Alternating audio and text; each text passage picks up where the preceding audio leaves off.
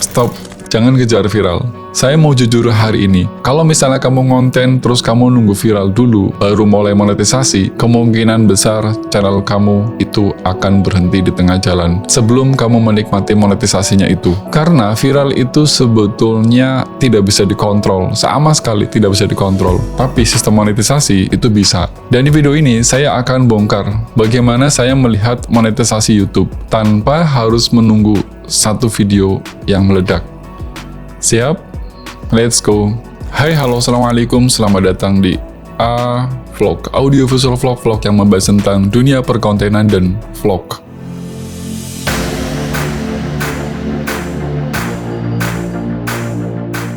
Kalau kamu kreator yang pengen realistis dalam konten, terus bukan cuman hanya berharap viral, video ini penting banget untuk kamu tonton sampai selesai. Yuk, kita simak sampai habis. Kesalahan besar kreator kecil hari ini atau kreator pemula hari ini adalah seperti ini, dan ini saya alami. Saya itu juga dulu berpikirnya seperti ini. Nanti kalau misalnya views saya sudah 10.000 sampai 100.000, saya baru akan mikirin monetisasi. Masalahnya sebetulnya adalah views itu nggak pernah stabil, teman-teman. Coba aja sampai detik ini juga naik turunnya luar biasa. Dan ketika tidak viral, mental saya di sana ikut down, turun, bener-bener down.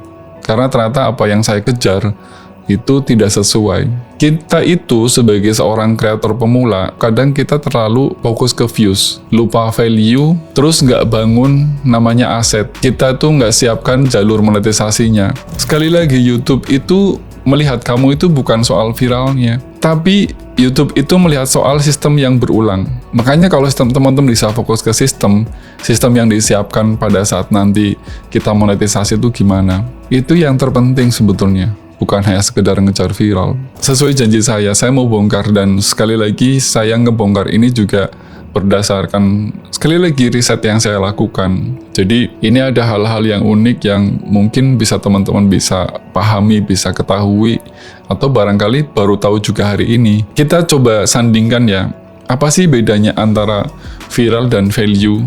Kan tadi saya bilang kalau misalnya teman-teman itu kalau bisa ngonten itu harus punya value, tidak hanya sekedar mengejar viral. Nah, value itu bagian dari sistem.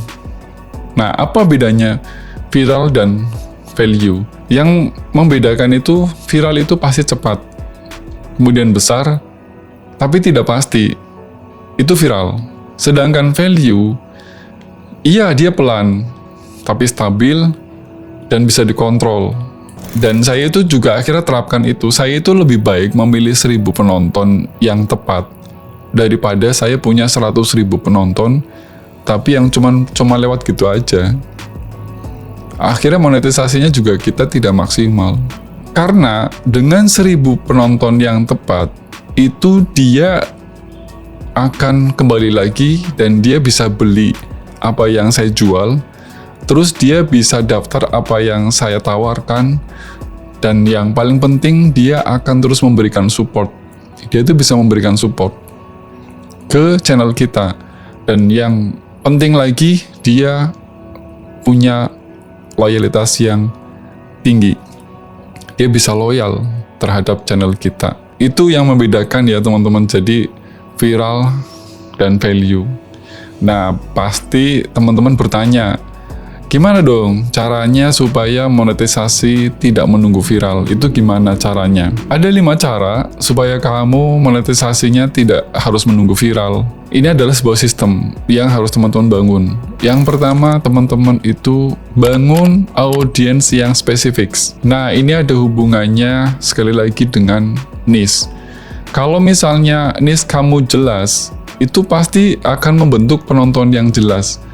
Dan di sana akan memberikan solusi yang jelas. Lalu di situ akan memberikan produk yang jelas juga. Jadi semuanya clear. Bandingkan kalau misalnya dari awal kamu niche-nya nggak jelas, ya penontonnya pasti nggak jelas.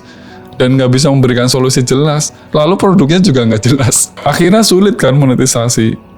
Apalagi ngejar monetisasi cepat. Ya nggak bisa, karena apa? Channel kamu gado-gado. Balik lagi ke hal yang paling fundamental itu yang niche. Pemilihan niche. Yang kedua, kamu gunakan YouTube itu sebagai mesin traffic bukan sebagai mesin uang. Nah, ini maksudnya gimana? Ini sesuatu yang baru mungkin buat teman-teman. Dan ini perlu saya jelaskan, ada perbedaan yang signifikan antara kreator di 2022 dengan kreator di 2025. Itu berbeda sekali, dan ini yang membedakan. Teman-teman mungkin dulu ketika berniat diri menjadi seorang konten kreator di YouTube itu pasti mikirnya satu hal, bahwa yang penting AdSense-nya itu jalan, ya kan? Dan itu sering disebut dengan kreator tradisional. Kalau kreator tradisional itu adalah kreator yang hanya mengandalkan AdSense. Sedangkan kreator hari ini, ya tadi, YouTube itu digunakan sebagai mesin traffic, bukan mesin uang. Mesin uangnya dari mana?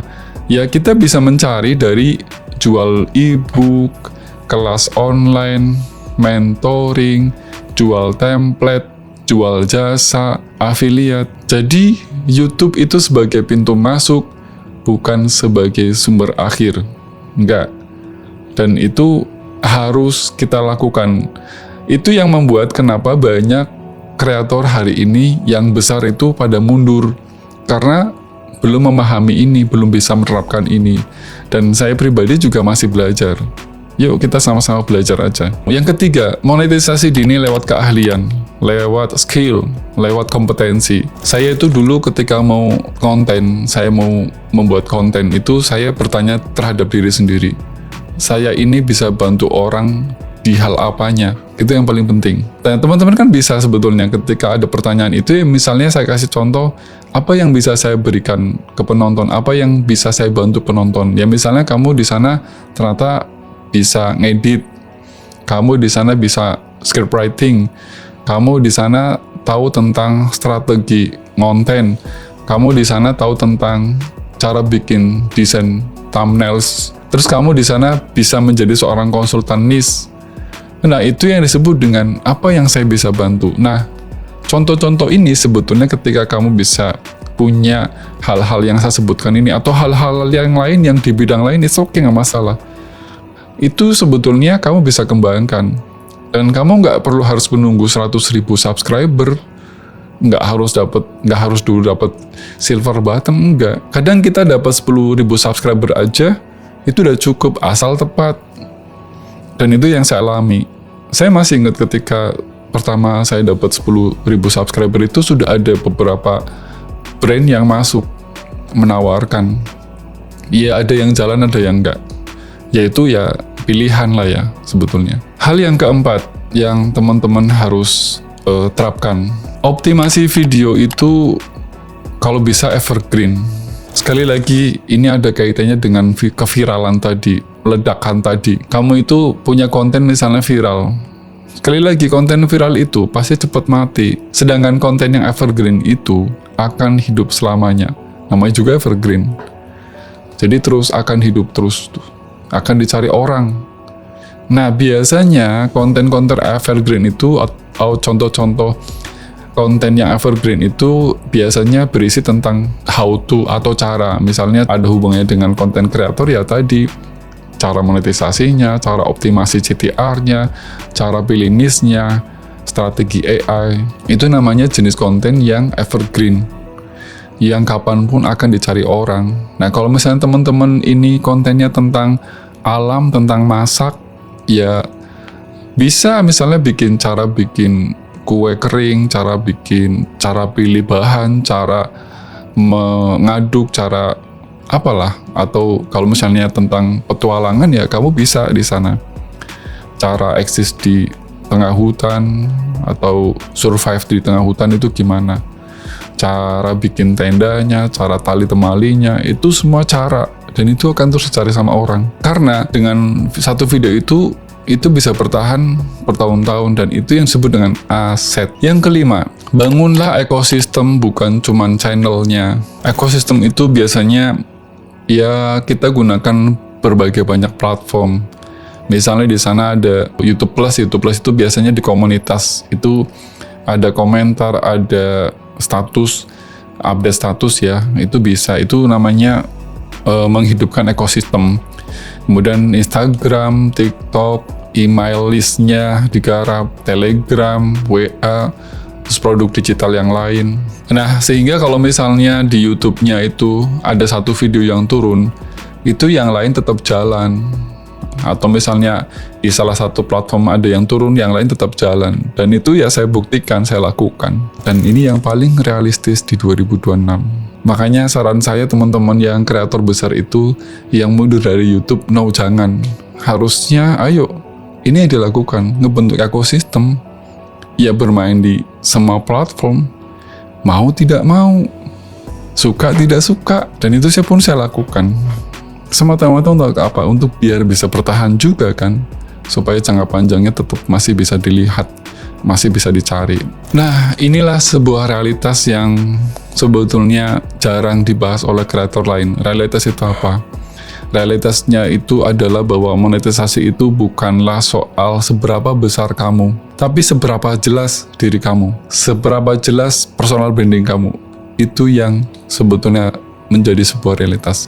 Kalau misalnya kamu punya channel tapi channel itu bisa bantu masalah banyak orang, bisa bantu masalah yang lebih nyata, di sana channel kamu itu punya positioning yang jelas, terus kamu juga punya solusi yang bisa dijual, solusi yang bisa diandalkan, kamu itu sebetulnya nggak perlu viral.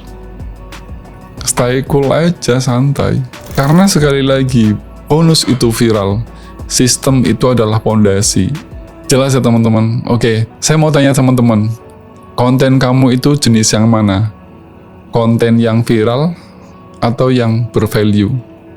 Tulis di kolom komentar.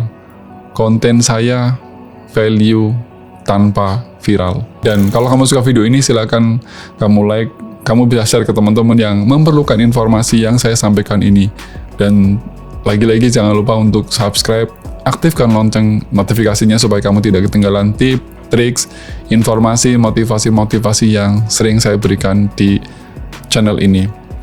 Sekali lagi, semoga bermanfaat. Terima kasih semuanya. Salam vlog.